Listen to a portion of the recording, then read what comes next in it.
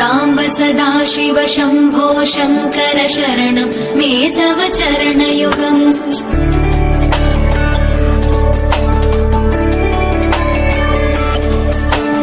उभया दिव्य सुमङ्गल विग्रहया लिङ्गित वामाङ्ग विभो साम्ब सदा शिव शम्भो शङ्कर शरणं मे तव चरणयुगम्।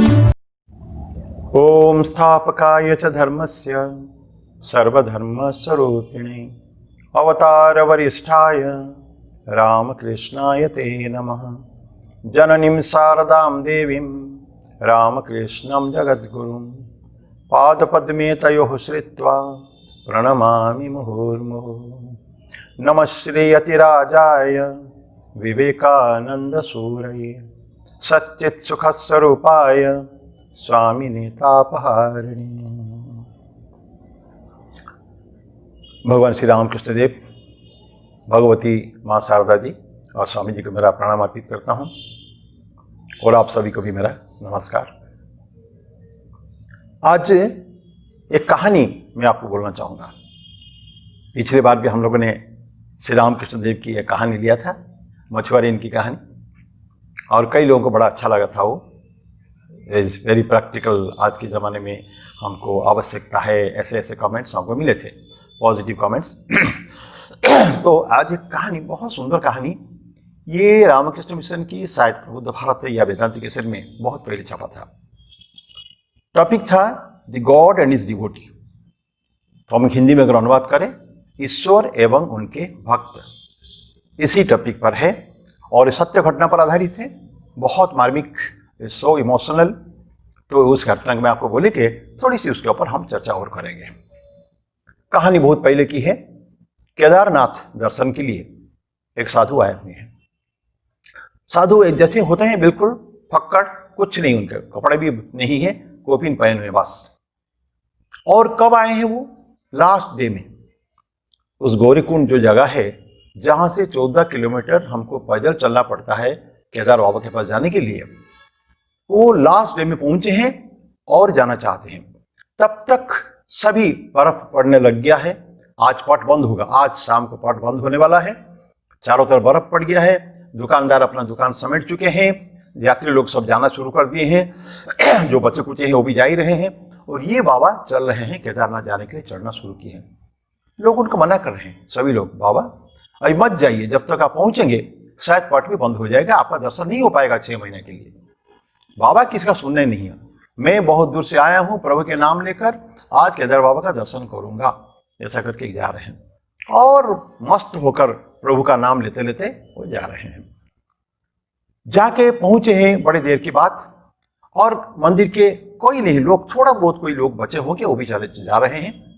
वो जाके पहुंच के मंदिर के द्वार के पास देखते हैं, वहां जो पंडित जो है, सबसे मुख्य पंडित, वो दरवाजा लॉक कर रहे हैं। बस समय हो चुका है, पट पड़ेगा, अगले 6 महीने के लिए बंद रहेगा ये बाबा जाके उनको रिक्वेस्ट करते हैं बहुत ज़्यादा कि पंडित जी खोल दीजिए, मैं बहुत दूर से आया हूँ और इंतज़ार भी नहीं कर सकता मैं, मुझे केदार बाबा का दर्शन करना है। पंडित जी बोलते कि संभव नहीं है, यह शास्त्र में नहीं है, अभी पट पड़ेगा और 6 महीने के बाद पट खुलेगा। मैं आपको मदद नहीं कर सकता। बहुत मिन्नत करने के बाद ही उसने बंद नहीं किया, चला गया बंद करके। बाबा अकेला, बहुत परेशान, क्या करेंगे, बड़े अपने आप को ग्लानि भी हो रही है। आज आया प्रभु का नाम लेके और इतना भक्तिभाव से दर्शन नहीं हो पाएगा प्रभु का, लेकिन उपाय भी नहीं है। शाम हो चुका है, हो रहा है, बिल्कुल धीरे धीरे सूरज ढल रहा है और चारों तरफ और पेड़ पौधा कुछ है भी नहीं। हर जगह देख रहे हैं कि बर्फ पड़ा हुआ है।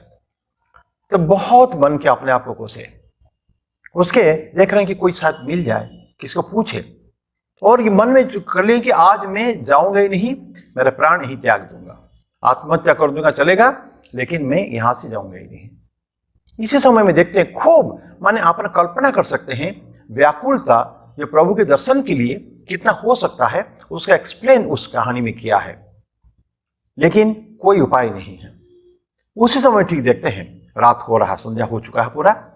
एक हट्टा कट्टा युवक, बिल्कुल बहुत हैंडसम युवक, और लगता है कि कोई उधर की कोई कास्ट का, ट्राइबल कास्ट का कोई होगा, और एक गधा के साथ आ रहा है वो। और गधा के पीठ पर एक लकड़ी का है, कुछ कुछ सामान भी रखा हुआ उसका, अपने दैनंदिन जीवन का सामान, लकड़ी का गट्ठा बहुत बड़ा है और व्यक्ति चला आ रहा है। तो बड़ा इनको आश्चर्य हुआ कि एक व्यक्ति तो मिला मेरे को कम से कम।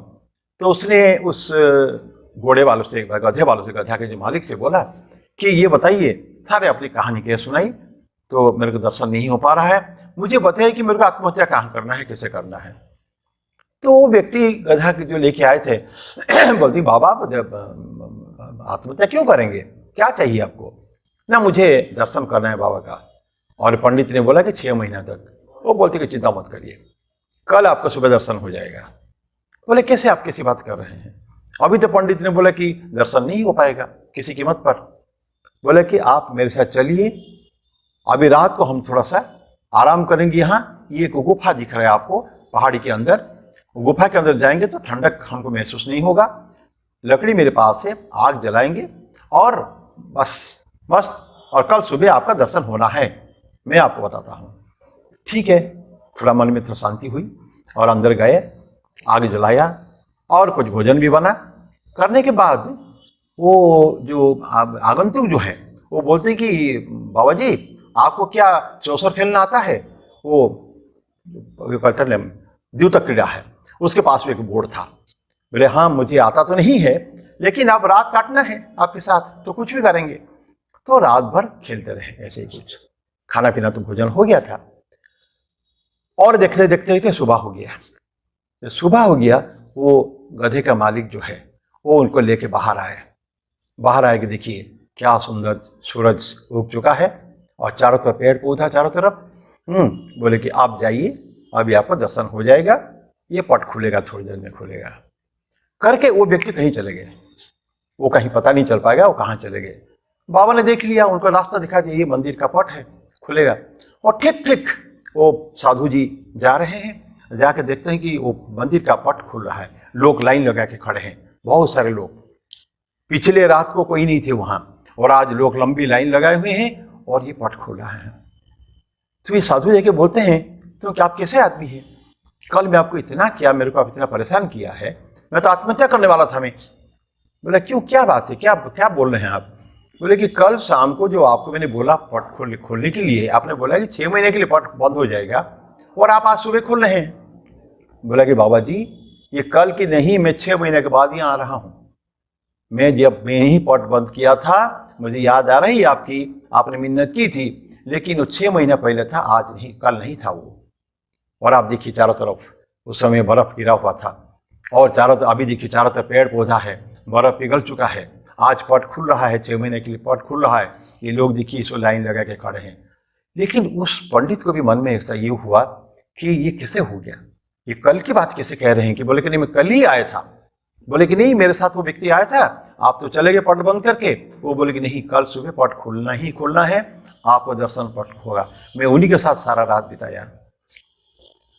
तो इस व्यक्ति को समझ में आ गया, सारे पंडित जी को, कि क्या माजरा क्या हुआ है।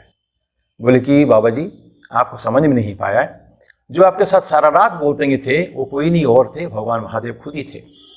ये जो जिस बाबेश में बोल रहे हैं आप आए थे और गधे के साथ आए थे, वो उन्होंने आपके साथ एक रात नहीं बिताया, पूरा 6 महीना आप उनके साथ बिताए। आपको इतना माया में मुँह में डाल के उन्होंने रखा था, पूरा 6 महीना आप उनके साथ उस गुफा में रहे हैं और आज मैं 6 महीने के बाद ही पट खोल रहा हूँ। लोग भी तब तक सारे सुन चुके थे घटना माजरा जितने लंबे, क्योंकि आश्चर्य हो रहे थे। इसका जो बहस हो रहा था साधु के साथ और उनके जो पंडित जी का, तो बहस के कारण कई लोग सामने आ गए, क्या है और क्या हुआ। जो सारी घटना उन्होंने सुने कि एक रात उन्होंने बिताया बोलते हैं, लेकिन पूरा 6 महीना बिता दिया है इस गुफा के अंदर। तो सभी को लगा कि सचमुच भगवान शिव खुद ही आए थे उनको मिलने के लिए।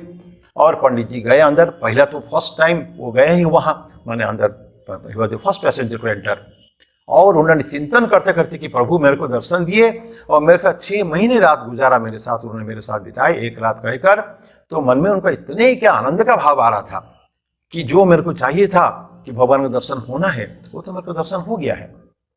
तो जाके भगवान के शिव के पलिंग के पास बैठ गए ध्यान मुद्रा में और डीप मेडिटेशन, प्रभु का नाम स्मरण करते हुए, ध्यान करते हुए वहीं उन्होंने शरीर छोड़ दिया, उनका शरीर वहीं चला गया। तो कहानी यही समाप्त होती है। टॉपिक है ईश्वर एवं उनके भक्त। भक्त का जो उनकी जो पिपासा थी, उनकी जो व्याकुलता थी, आज भगवान शिव के दर्शन मैं करके ही जाऊंगा, और उन्होंने किया है दर्शन।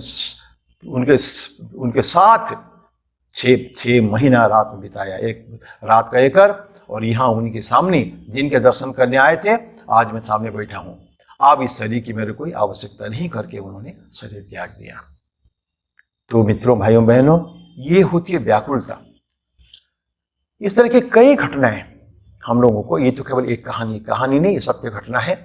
तो लेकिन तो बहुत पुरानी बात है। हम आज मतलब इस समय ठाकुर खाली हम रामकृष्ण देव की जीवनी पढ़े, माँ की जीवनी पढ़े, ठाकुर की जो व्याकुलता की बात बोलते हैं, जब एकदम प्राण छटपटाएगा जब भगवान की दर्शन के लिए, इस तरह की जब व्याकुलता होती है, वो कहानी बताते हैं ठाकुर, तो तब जाके भगवान का दर्शन होता है। और कितने लोगों ने इसी चर्मचक्षु में ही भगवान का दर्शन पाया, रामकृष्ण देव का दर्शन पाया है। विज्ञानानंद जी की जीवनी में है, बनारस में जाके कैसे उन्हें भगवान शिव से उनका साक्षात्कार हुआ है। शिव आके खुद उनका गले लगा के उनका शरीर एकदम ठंडा हो गया बिल्कुल। वो कहानी शायद आपने पढ़ा होगा। विज्ञानानंद जी महाराज तो फर्स्ट टाइम काशी गए हैं, बनारस गए हैं, वो सेवाश्रम का काम देखने के लिए। तो ऐसे अनंत कहानियाँ हैं, कहानी बहुत है। इसके बारे में सिर्फ चाहिए दिल की तमन्ना। और भगवान बोलते हैं ना, भगवान चाहे श्री राम हो, चाहे भगवान श्री कृष्ण हो, हम श्री कृष्ण की तो बहुत ज़्यादा आजकल थोड़ा पढ़ाई भी आप लोगों ने भी किया होगा ज़्यादा। तो बोलते हैं कि कोई व्यक्ति मेरे पास एक अनन्य श्रद्धा लेकर, मैं अभी थोड़ी देर पहले मैं आपको बात हुई थी कि अगर प्रभु की अगर इच्छा है, अगर आपके अंदर श्रद्धा है, आपका अगर पूर्ण अगर विश्वास है, तो आपको कोई भी इस चीज़ से डिगा नहीं सकता है, आपका दर्शन होना ही होना है। लेकिन वो व्याकुलता अनन्य भाव से होना चाहिए। अनन्य चिंतयन्तो माम ये जना परिपासते, भगवान कृष्ण नवाध्याय में बोलते हैं कि अनन्य भाव से, और कोई चिंतन न करके, कोई डिस्ट्रैक्शन मन में न हो। अगर हम प्रभु को चिंतन करें, प्रभु का दर्शन होना ही है। वो रोक नहीं पाएंगे अपने आप को दर्शन देने के लिए। प्रभु बोलते हैं कि मैं अपने आप को रोक भी नहीं पाता हूँ, I have to go there.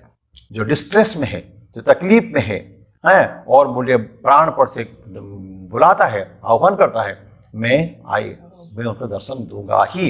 ये प्रतिश्रुति है भगवान का, उनका आश्वासन है। और विभिन्न शास्त्र में, गीता में तो कई बार बोले हैं भगवान कृष्ण हमारी रक्षा करने के लिए है, हमको दर्शन देंगे ही देंगे।